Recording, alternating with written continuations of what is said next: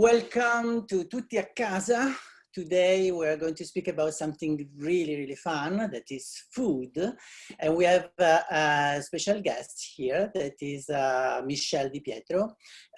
She's a blogger, an influencer, and she will speak about her passion for food. I am Roberto Scarcella Perino. I am the composer in residence of the Casa Italiana. So, but at the same time, like Michele, we share together this passion for food. And at NYU, I also teach a class that is called From Polenta to Marinara, about Italian food. So I'm here with Michele to explore this evolution of food from Italy, from Italian-American food, Italian food, and of course, her personal love for food. So Michele, we start with your name. Your name is spelled Michele with one L, that in Italian is Michele. So when you go to Italy, it's always a problem for you. You have to explain your first name. Always have to explain. Well, I mean, if it's only spoken, not so much, but always I say Michele, but it's Michele, it's not Michele. Oh, okay, because we thought you were a man, and but actually when I'm in Italy, it's easier just to say mi chiamo Michela. So Michela, yes. My mother's name is Michela, so it's a beautiful name. And Michele is the male version of the name, but you will be Michele for us. Yes. Explain to us, you are a blogger and influencer, and you have this beautiful page on Instagram that is called Mangia with Michele. How everything was born? Why you got this idea of this Instagram page? Well, thank you, first of all, for complimenting my page. I really enjoy doing that. So a little background, I've actually been in the food industry as a food professional for about 20 years.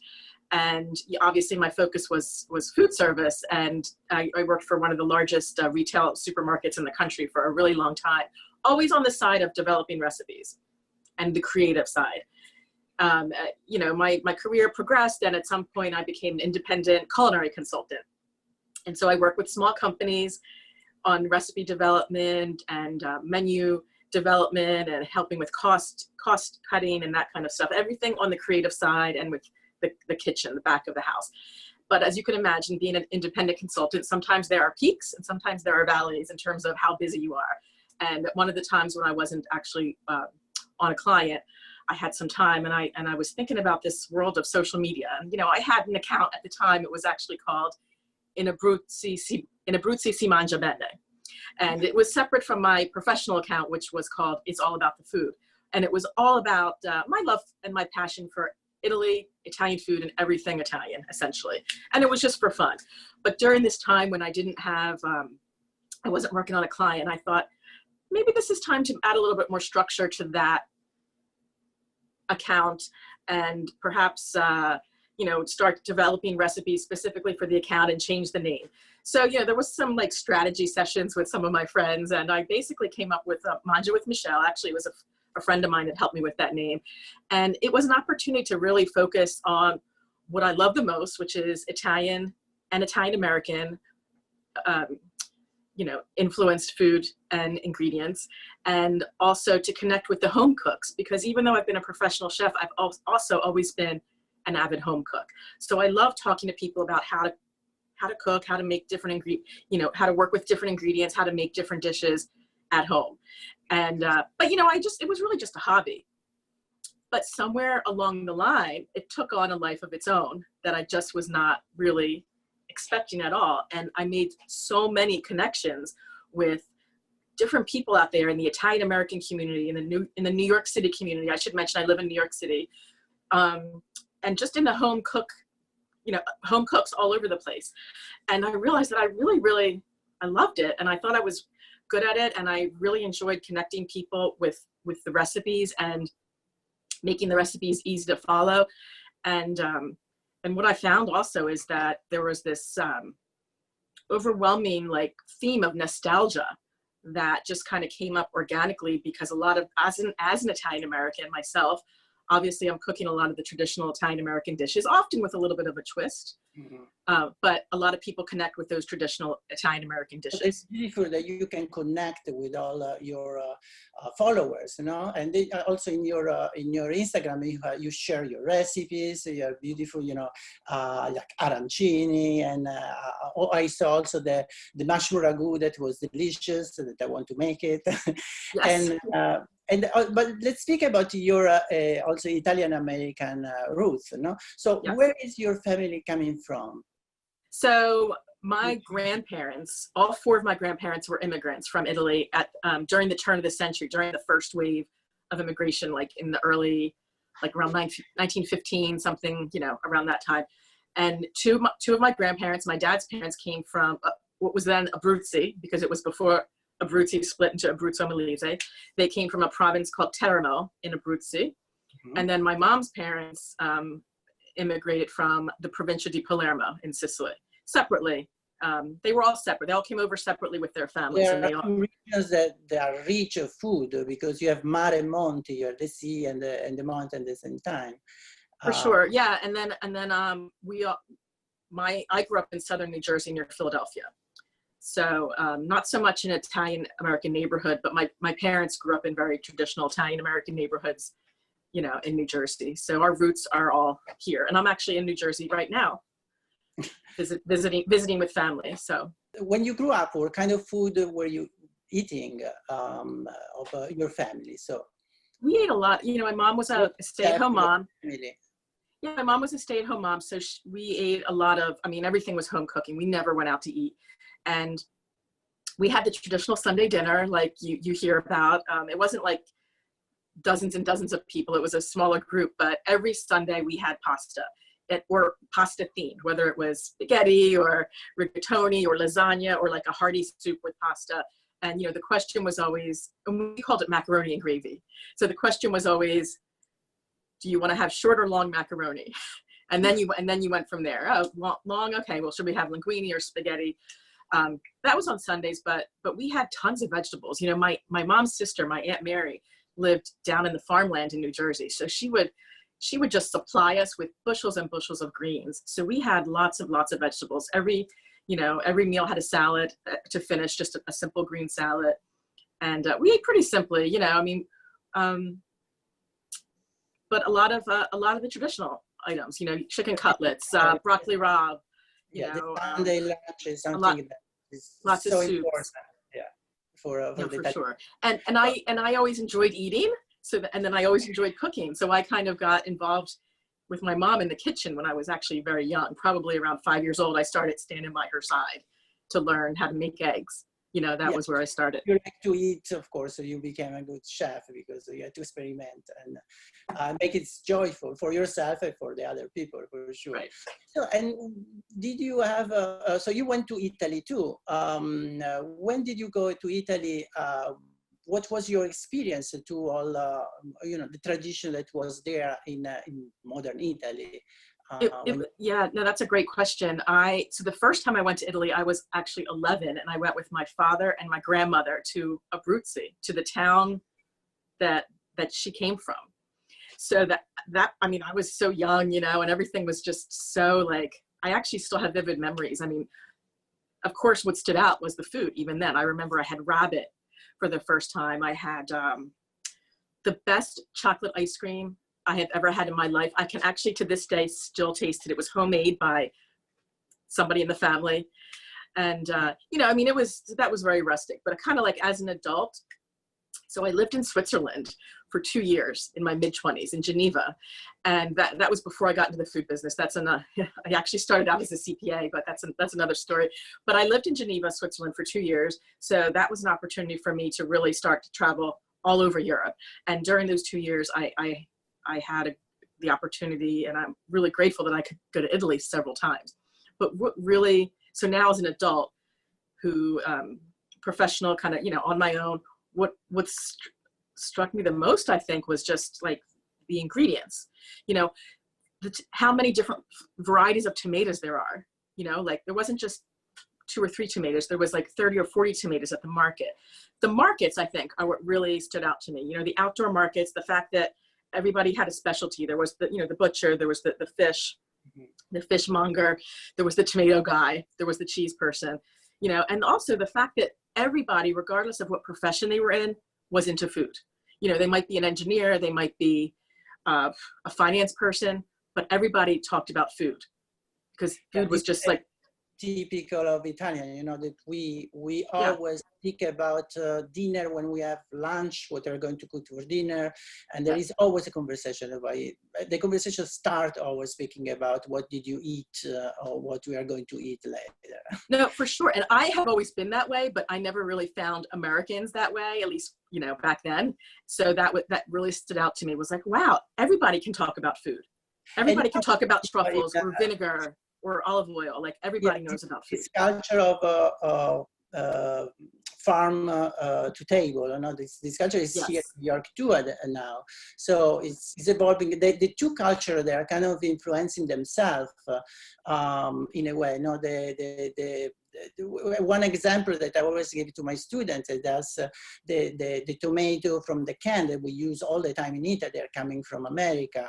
Even the to-go pizza was something that was discovered in America, not in Italy, and now it's very common. So there are like influences for the two culture. For sure. That are happening. So let's speak about your cooking. I see that you have some food there, but it's going to be a surprise. So we'll speak about in a few minutes. We will have this surprise for everybody. I am going to be making something that we will say what it is in a few minutes. So first of all, I want to ask you, which are 3 ingredients that for you are very, very important in your cooking that has to be there? Not to sound too obvious, but I'd say the most important ingredients and ingredients that I always have in my pantry, obviously really high quality dried pasta and different shapes. Like I'm obsessed with all the different shapes. Really good quality canned tomatoes or in a jar, olive oil, extra virgin olive oil, and I appreciate all the different olive oils. I don't exclusively use only Italian olive oil, but I mostly use Italian extra. I also love the olive oils from Provence or from Spain, obviously. Correct. And I actually do like the different flavors of the olive oils, the fruity or the spicy or the grassy, right? I would say we're very religious about our own olive oil. I know, right? Well, of course. I prefer the Tuscany one. In Sicily, we like the Sicilian one that is a little, And today I'm using Sicilian olive oil. Okay. And also just like vinegar, anchovies, capers are important, like always having garlic and onions, like those are the foundation of anything. Having really great produce available. In fact, I get nervous when I think I can't have access to fresh produce. I mean, it's good to have frozen vegetables as like a backup. But and meats, obviously. I mean, I cook meat, but it's like I'm more. I definitely cook with meat. It's not something that's like as important to me though as all these other ingredients that I just mentioned. Very good. Yes, I love lemon, so I always have lemon. This is lemon. Yeah, for sure. Lemon and limes. Lemon juice just adds, like, it really brightens up almost like lemon zest. They have everything like that is a twist for each. For sure.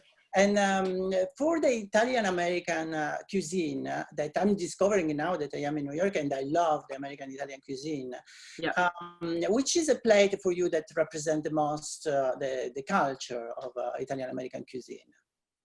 That's a really good question. I don't know if there's one answer, but I'll tell you the dishes that come to mind first. Chicken cutlets and broccoli rabe. Eggplant parmesan, chicken parmesan, baked ziti. Obviously, a lot of those are red sauce based, have cheese. Most of them have pasta. And the beauty of this is they represent comfort food, of course, for a lot of Italian Americans. It's definitely not the low-fat food of the world. But still is something that in the memory, like the idea of nostalgia you were speaking about. Sure. Also a lot of beans, right? I mean, we cook with a lot of beans, whether it's a pasta fagioli. Okay, yes. Obviously pasta and fagioli, or just kind of like simple bean salads. I think beans are important. Also in Italy, right? Yes, totally in Italy. Yeah, the ingredients are kind of the same. You know, the combination is evolved in a different way, but they are totally right. The same. I always say that Italian-American cuisine is in a region that you add to the one that we have in Italy. So it's the evolution of Italian food in another way. It is. It's like they're, yeah, it started in the same place and then it like went in different directions from here, but still similar, but still close to each other. So we can speak about our surprise now. We can start to, maybe I see a pasta there. So what do you want to prepare? And maybe you can boil the water. In fact, okay, so I'm going to put some pasta in the water and then I'm going to tell you about this dish. So, well, first let me show you this beautiful pasta. I don't know if you can see it. It's actually a Sicilian shape. It's called Bruschetta. Very traditional shape. You can find it here in New York. Difficult to find in the US, but there is one company and one brand that I know of. Actually, it's, I don't know if you know this company, Partana. It's a Sicilian, it's a Sicilian company. And I was so excited to find that they had this. So I'm just going to put this in the water. And of course, some salt.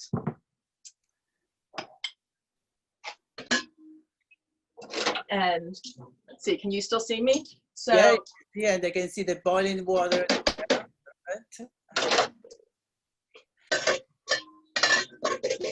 Okay, so what I'm making today, it's called bruschetta, which is the pasta bruschetta with a pesto alla trapanese. Trapanese pesto, which is a pesto which is traditional from the province of Trapani, which is on the, where is it? The west, like northwest coast. It's the northwest point, right, of Sicily. Under Palermo, so under Palermo. It's a province. It's by the sea. Actually, that's where they actually have a lot of the Mediterranean salt comes from, and I have salt from Trapani as well. But what's different, this pasta, how it differs from the pesto genovese that we, of course, all know and love. It's essentially a fresh tomato and almond pesto, as opposed to just like a basil, pine nut, garlic pesto. But the spirit is the same, right? It's essentially fresh ingredients that are ground together and then just mixed with the hot pasta. So it's essentially a raw sauce. Very delicious, very good for the summer because it focuses on tomato and basil, which a lot of people grow during the summer.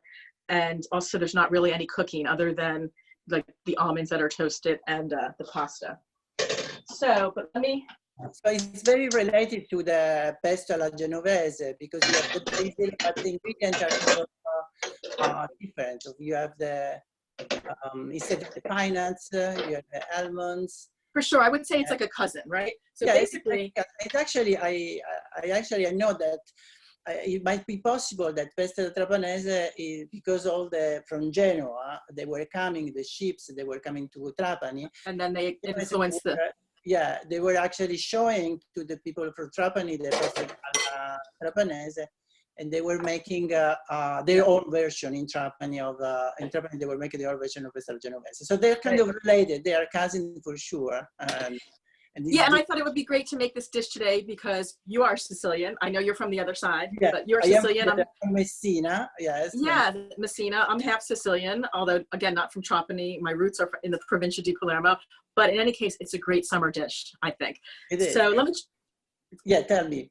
Yeah, so basically, everything goes in the food process. Well, first thing I do, actually, let me just mention that everybody, I think just like tomato sauce, probably most households have their own way of making this, right?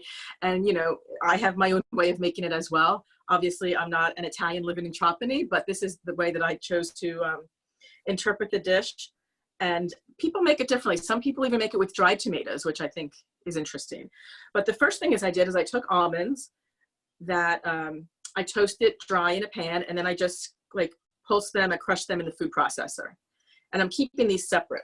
I'll tell you why in a minute. And then this sauce, then I made this beautiful sauce. Okay. What are the ingredients in this sauce? So for right. So for the people who want to make it, absolutely. And I'll definitely send you the recipe. But I used cherry tomato, plumped grape tomatoes, and the reason I use grape tomatoes is because I feel like they're consistently sweet year round. You can use any type of really good sweet ripe tomato. Obviously, later July and late August, you have much more variety, but this is good year round. So this is like a good option. And then basil, fresh basil, olive oil, and I use Sicilian olive oil. and salt, pepper, and a little bit of pepperoncino, which is basically crushed red pepper. A little raw garlic, very little. And I also used roasted garlic, which just adds like another kind of depth of kind of sweetness and savoriness. Put all those ingredients in the food processor, and I pulse them a little at a time. And as you can see, it's still kind of chunky, right? Because you kind of want those different textures in the dish.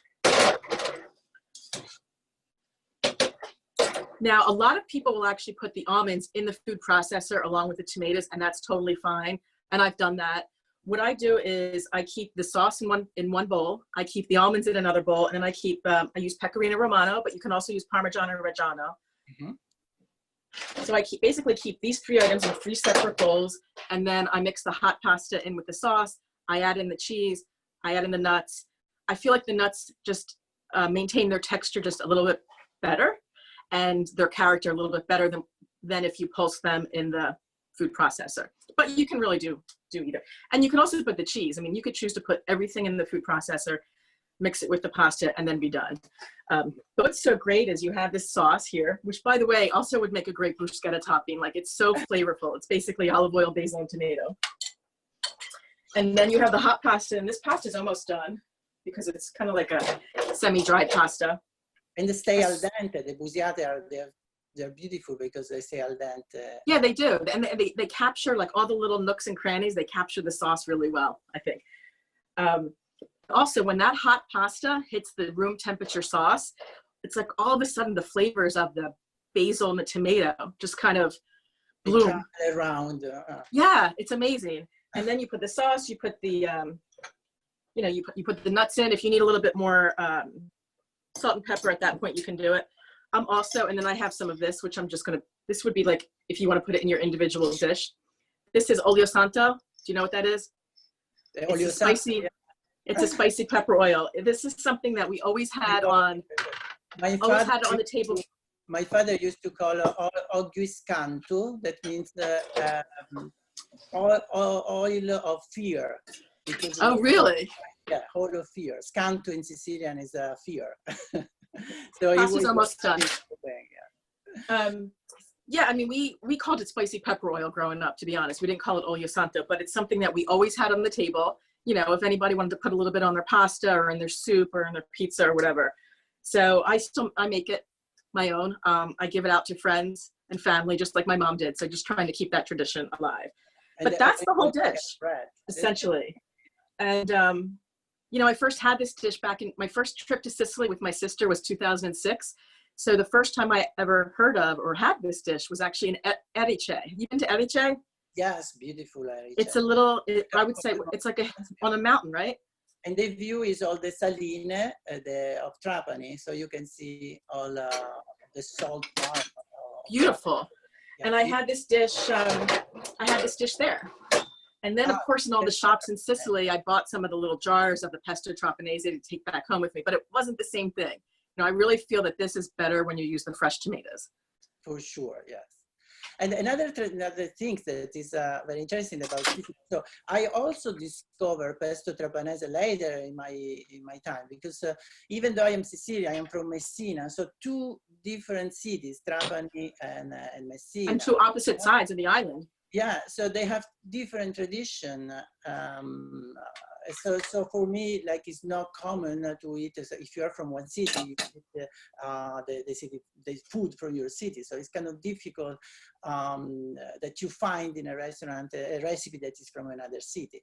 So I discovered, and also the funny thing, and you will agree with me, that each recipe, even though it's famous in one city, in the family, so you have a different tradition of to make that pesto trapanese in a family making a way, another family makes another way, and plus in the family, la zia Anna make the pesto trapanese in a way, la nonna Tina make it. So it's also, you have so many interpretation of one dish. Can be the caponata. That's interesting. So I think the pasta's done. So let me. Beautiful. Yeah. Mix the pasta with the sauce. We will observe everything. So basically, can you, like I said, the hot pasta goes right into the sauce. Mm-hmm. And I can already start to smell that basil and the tomato. And when you make this dish, depending on what kind of tomatoes you use, you may or may not need to add a little bit of the pasta water to thin out the sauce. If you're using like a big tomato with a lot of pulp and juice, you know, you probably have enough moisture in the sauce where you don't need.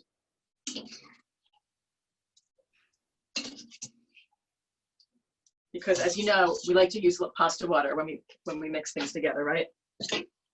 And they also hear the sound of cooking. It's really beautiful. All right, and so like I said, let me mix in the almonds, big handful. And this is a freshly grated pecorino that I grated just earlier, pecorino romano.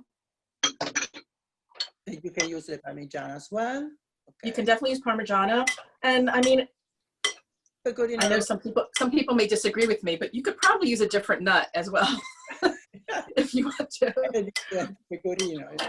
Or if you have a nut allergy, you can absolutely leave the nuts out, and it's still a very special dish. Yeah. It's a great vegetarian dish, and in fact, if you want to leave the cheese out, it's a vegan dish, right? I think it needs just a little bit more. I wish you were here. Yes, I wish. I'm crying right now because I would like to be there and share with you the pasta. How about this? I promise to make it for you in person. How's that sound? That's perfect. You know, I'm there for sure. And then I have a little bit of basil just for a little garnish. Why not, right? That's really beautiful.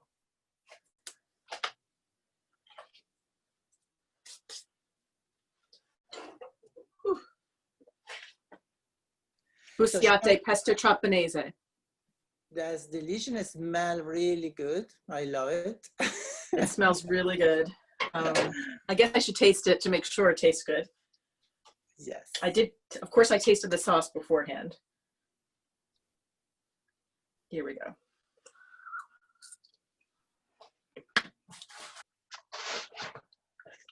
It's very good. I'm going to put a little bit of the pepperoncino on it, the olio santo. For me, I like things just a little bit spicy. It's nice. It's perfect, yeah. And I think anybody out there can make this. It's very, very easy. All you need is a food processor. Yeah, and the right ingredients too, you know. So the busiate are perfect for this pasta, and there are other pasta that you use a lot in your cooking. There is a shape of pasta you prefer? Yeah, I do. As much as I enjoy playing around with the different shapes, but I do tend to use a lot of the same ones over and over again. I love bucatini, and it's funny because I didn't like bucatini as a child. My grandfather, actually my Sicilian grandfather, lived with us when I was a child for 6 years. And he loved it was called percitelli, which I think is the same thing. And my mom would make it, and I would be like, oh, I don't like it. It's so big. It's like worms. Like I really didn't like the texture. Now I love it. And now it's very popular. I love bucatini. I love rigatoni because it's just a good shape. It holds its shape. It doesn't flatten out like paccheri. And it has the ridge. Yeah, it has the ridges, which is really nice. And linguine has always been a favorite of mine with any kind of like seafood based dish, I would say. This is addition. Those are my top shapes. Very good, Michele. Michele, the last question that for our audiences listening, maybe you can make a little menu for a summertime that can help them to celebrate the end of maybe this quarantine and have a party outside. So which is a menu that you can think now is your consulting job that you are doing for a summer? Yeah, and this is no preparation. You definitely didn't, I wasn't expecting this question, but honestly, we're talking about summer, so I would do something with zucchini. And I actually really love to make a zucchini pesto bruschetta. It's, it's very Sicilian in spirit, although it's a dish that I just came up with.